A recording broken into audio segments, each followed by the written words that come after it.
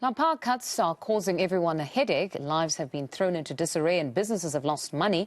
Hundreds of villages in Limpopo are also bearing the brunt of rolling blackouts. Every time there is a power cut, boreholes relying on electricity stop functioning, which leaves residents without water.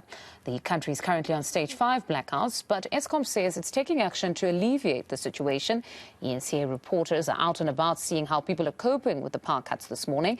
Aviwe Mtila is on the streets of Johannesburg, while Muloko Moloto is in Limpopo for us. We'll start with Aviwe here in Johannesburg. Aviwe, we understand that you're in Alexandra at the industrial area now. How are those that are working there coping with stage 5?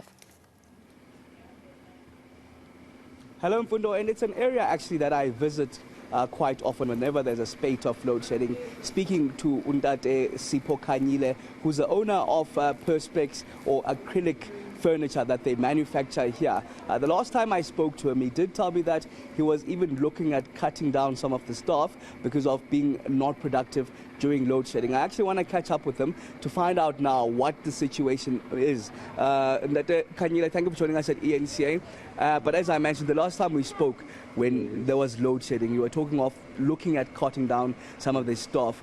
How are you dealing now? How are you coping with these stages 5 and 6? Well, even though it's quite difficult to operate with this load shedding, but what we have done to make some correction on that with the production flow, we decided to get a generator that we can be able to use, especially when there is a load shedding of it, even though we don't produce enough product as we are supposed to with electricity, but with the generator, we only produce about 20% of our production.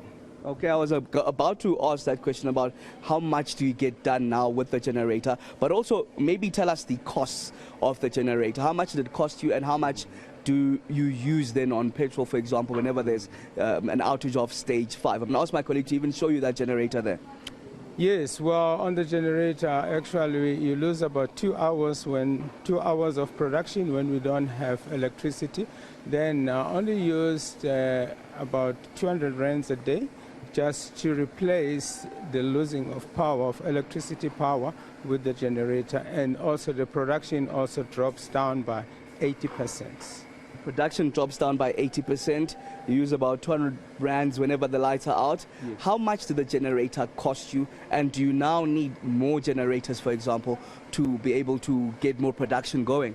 Well, actually, I would say the one generator would be enough. Why? Because it's only few hand machines that operates on the generator, of which one will be enough, especially when we lose power. We only lose power only for about 2 hours. It has been even worse yesterday when we lost power for 4 full hours. Okay.